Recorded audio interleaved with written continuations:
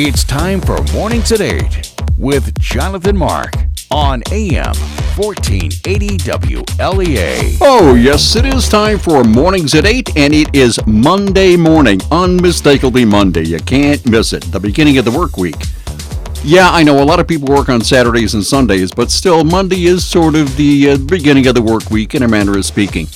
You know, and the good thing, at least on Monday, well, it's unmistakably Monday, at least you can draw on what happened during the weekend, right? So let's say you had friends over, or you were at a lake, or maybe you did some gardening, or, working in the yard, or having a good time, having a barbecue, whatever. At least you can draw on that. So Monday does have an upside to it, so it's still fresh. The weekend is still fresh. And speaking about this weekend, wow, whatever you want, Friday counts as part of the weekend this week because Friday, Saturday, and Sunday, the weather was absolutely ideal. It was Western New York at its best. It doesn't really get much better than that. Saturday and Sunday, we had a high, I think, of 80 or 81 or something like that. They're blue skies, little bit of a breeze, low humidity, so whatever you wanted to do, it was ideal for doing whatever you wanted, including playing golf or working in the yard. And, it's funny, at this time of year, I'm not a botanist, but the cottonwood trees, I don't know what you would call it, but at this time of year, cottonwood trees are shedding. I don't know what the technical term is, but we have a number of cottonwoods around where we live, including two in our backyard. And when it really gets going, it looks like it's snowing. It's so thick, and it's 81 outside, clear blue skies, and it looks like it's snowing because there's so much of this, whatever it is, coming down. As I said, I think it's shedding or something.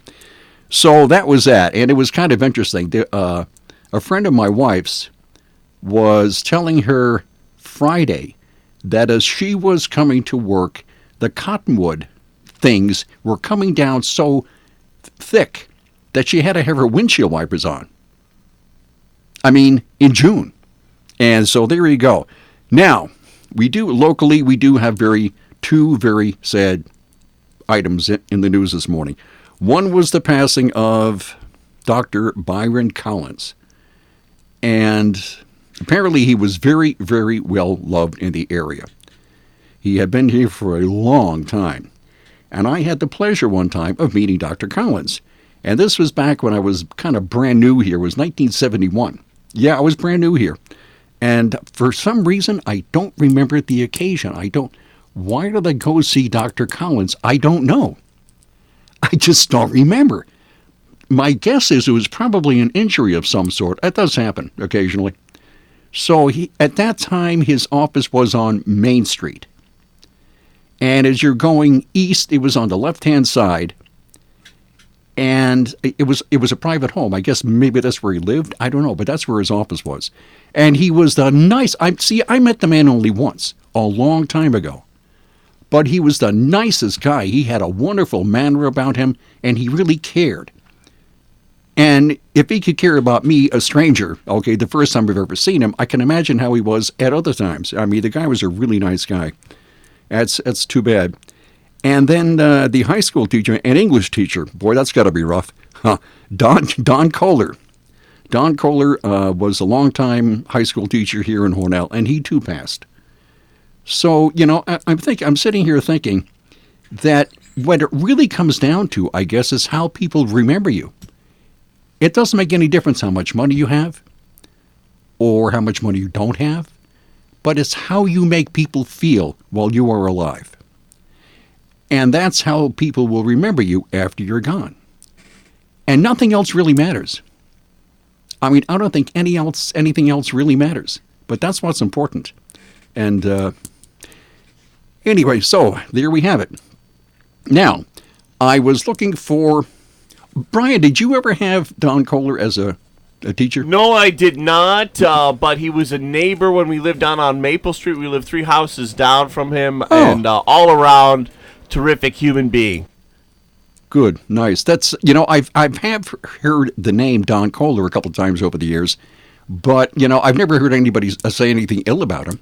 No, wonderful, So wonderful guy. Both he and Dr. Collins, great guys, great senses of humor, all around terrific people. All right. Anyway, yes. So it's kind of a sad day for Hornell. And okay, let me see. I was trying to find a story outside the area to use as a lead story this morning, and I came upon this yesterday. Or, excuse me, check that early this morning. Right. This is big. David Wlea, or Wlea, will travel from his Albion home, Albion home, to the White House sometime later this month, where President Trump is scheduled to drape around the Army veteran's neck a gold medallion suspended by a blue ribbon, the Medal of Honor. But his journey really began on November 10th, 2000. I'm getting this from the Buffalo News, and is written by Robert J. McCarthy. But his journey really began on November 10th, 2004, in the dusty streets of Fallujah, Iraq. That's where the Army Staff Sergeant, on his 29th birthday, found himself in deadly hand-to-hand combat with some of the enemy's toughest fighters. In the end, 5 of them died. And now a nation will say thank you. Veterans advocate, author, former congressional candidate, and current talk show co-host at WBEN, he'll become the 3,469th American awarded the nation's highest military decoration and the first living recipient from the war in Iraq. And he will now be instantly catapulted into a national spotlight that his friends say will change his life as the first living Western New Yorker in memory to receive the award. As news broke late Friday while co-hosting his show on WBEN, he reserved any comment until the official White House announcement expected this week. But he did tell his co-host that the valor associated with the medal, whether exhibited by him or others, stems from love of country, the military, and fellow soldiers. He says that's the building block of anything you do in a combat zone.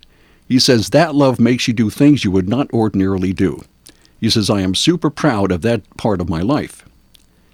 Now, could that translate into another shot at the 27th Congressional District? Indeed, he took on well-heeled Chris Collins in the 2012 Republican primary, posting a respectable showing even in defeat. And his name has already been more than floated for 2020 as Collins faces federal charges of insider trading, and a host of fellow Republicans look to possibly succeed him. In any event, the conservative views he espouses daily on his radio show reflect the uber-Republican district, and any potential candidacy would absorb a major boost from the optics of Trump, enormously popular in the rural suburban district, slipping the nation's highest medal over the head of a soldier once again in uniform. Now, Wlea is 43 years old, and he told the Buffalo News last month he feels no overwhelming need to re-enter the world of politics, and who could blame him, but would not discount the possibility. So it might also prove difficult for him to resist any effort by Trump and his allies to entice him into a race he has waged once before.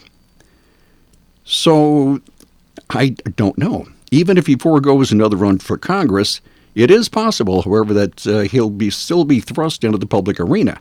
Sharon Edgington, Deputy Director of the Congressional Medal of Honor Society in Mount Pleasant, South Carolina, said many recipients go back to work for the Army, traveling to bases and making public appearances as many as 200 times a year. 200 appearances a year. Well, that's pretty active.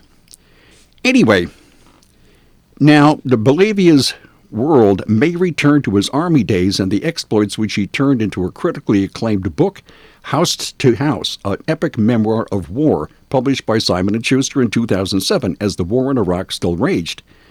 He says it's not a love letter nor an apology. It's an accurate description of war. People say we don't need to hear about it. I think you need to. Don't tell me you don't have the stomach to read what's really happening. And back then, he recounted his men waging urban warfare and house-to-house searches as the enemy rained fire upon them. He told of killing 4 men that day, only to wrestle with a 5th in a vicious knife battle, culminating when he thrust the weapon into the insurgent's neck. He says, I was slamming him with my Kevlar helmet and my bulletproof vest plate. I kept telling him to shut up. His handgun went off, and I found my blade and hit his collarbone and neck. I put pressure on his carotid artery, and in the book I call this Satan's version of CPR. And he discovered that even the worst of war can bring about the unexpected, because as a dying man used his last seconds to reach up and caress the side of his face, the Wlea's face. And he asked, why did he touch me like that at the end? Why did he touch him like that at the end? And his guess is he was forgiving me. The son of a Lyndonville dentist and part of a devout Christian family, he was a theater major at the University of Buffalo before joining the Army in 1999. And he's worked in the private sector and for veterans' causes after leaving the Army in 2005. For his Army service, he was also awarded the Bronze Star, 3 Army Commendation Medals, 2 Army Achievement Medals, and the New York State Conspicuous Service Cross. And having received the Silver Star for his actions in Fallujah, he's been in the nomination process over several years for the Medal of Honor, as well as the Distinguished Service Cross. That's the nation's second highest military decoration. Wow. So that is Mr. David Wlea in Albion. It's quite something. Quite something. So that guy that he was in a knife fight with, why did he reach up and the words they use is caress his face? That's so strange. Very strange. Now, from the sublime we go to Albany. That's right, at the other end of the spectrum. Now, the legislative session, that's right, the legislative session just has a few more days left. And one of the big major issues is, should we give driver's licenses to undocumented aliens? Or illegal aliens, or whatever. Well, there's at least one a county clerk in Rensselaer County who says if the legislation passes, he won't abide by the law. Frank Namarola. He says, I'm going to refuse to issue a driver's license to anyone who comes into my office and can prove to us that they're legally here. Federal law states we're not allowed to aid someone who comes into our office who is here illegally. And Rensselaer County Executive Steve McLaughlin says he believes this legislation is all wrong and is really a move to give undocumented immigrants the chance to vote. He says he will support his county clerk in refusing to give undocumented immigrants licenses no matter what the state law says. And he says, my approach is we're not going to give these licenses to illegal immigrants. People have already violated this law by breaking into this country, and we view this bill as kind of waiving all that. So he said, apparently you're breaking the law by driving illegally without a license and without insurance, and we're not going to reward that behavior here in Rensselaer County. So the legislature has only a few days to vote on it, and then the governor's got to sign it, so it will probably be a done deal by the end of this session. However, a close ally of the governor, and what's his name? Jay Jacobs. As the state assembly moves closer to passing a bill to allow undocumented immigrants to obtain driver's licenses, one of the top Democrats in New York State has a message for the state senators about to take up the legislation after it glides through the lower chamber. On Long Island, he says, it is exceptionally unpopular for whatever reason. I don't know. Jay Jacobs, the chairman of both the New York State Democrat Party and the Nassau County Democrat Party, says, do you really want to do it and lose the Senate majority and never be able to do anything ever again for another generation? He says, not me. I play the long game, not the short game. Now, Jacobs is a close ally of Governor Cuomo. And he said he's called the 6 Democratic senators who represent Long Island to warn them about the potential consequences of supporting the Green Light Bill, as is known among advocates. Jacobs said he personally supports the legislation, but he believes it's too polarizing in the current legislative session. And without a buy-in from lawmakers outside of New York City, the driver's ID legislation is likely to fail. And this kind of interesting note, a Siena poll in March found that 6 in 10 New Yorkers oppose granting driver's license to undocumented aliens. And what else? There was one more.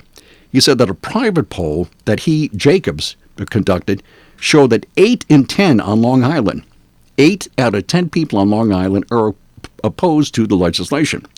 So we will see how that goes in Albany. And by the way, this note, this morning on the Newsmaker program, Assemblyman Philip Palmisano is going to be on, and I would bet a quarter that he'll probably say something about this proposed legislation. You could bet more than that, Jonathan. Okay, 50 cents, that's it.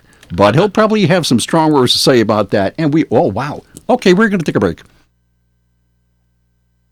From the Fox Sports Studios in Los Angeles, here's Eddie Garcia. In the NHL, Game 6 of the Stanley Cup Final saw the Bruins beat the Blues in St. Louis 5-1 to avoid elimination. Boston goalie Tuukka Rask made 28 saves in net in the win as the Bruins scored 4 goals in the third period to break the game open. St. Louis went 0 for 4 in the game on the power play and are now 1 for 18 in the series with a man advantage. Boston evens a series at 3-3. A deciding Game 7 will be Wednesday in Boston. News from the NBA, where Golden State star forward Kevin Durant is listed as questionable for Monday's elimination game in the NBA Finals, in which the Warriors trailed the Toronto Raptors 3-1 in the series. Durant, a 2-time Finals MVP, hasn't played since May the 8th due to a strained calf. News from baseball, where former Boston Red Sox star slugger David Ortiz was shot in the back in a club in his native Dominican Republic on Sunday.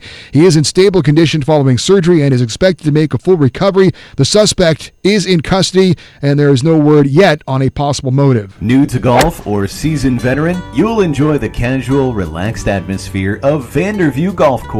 2 miles from downtown Alfred on Waterwells Road, Vanderview is a 9-hole executive-length golf course with a driving range on one side of the road and the course on the other. Family-friendly and fun recreation for everyone. Greens fees are one price for unlimited play, $9.50. High school students, only $5. Children 12 and under with an adult, no charge. You can play up to 18 holes or 9 holes with a cart and get the second 9 holes at no additional charge. Ladies and senior golfers who don't hit the long ball, Vanderview's got the executive length that's just right for your game. And new this year, a season pass for only $100. That's a lot of golfing fun for a very little bit of money. Vanderview Golf Course, 2 miles from downtown Alfred on Waterwells Road. Vanderview Golf Course. From the Fox Business Network, 2 major defense contractors are merging. United Technologies is buying Raytheon. United Technologies also makes Pratt & Whitney engines used in commercial planes. Last year, United Technologies purchased Rockwell Collins, which provided technology to the government and for aviation. American Airlines is keeping its MAX planes grounded through September 3rd. The airline previously had canceled MAX flights through August 19th. The 737 MAX planes were taken out of service after 2 fatal crashes. Stocks rallied on Friday with optimism the Federal Reserve is more likely to lower interest rates after a weaker than expected May employment report.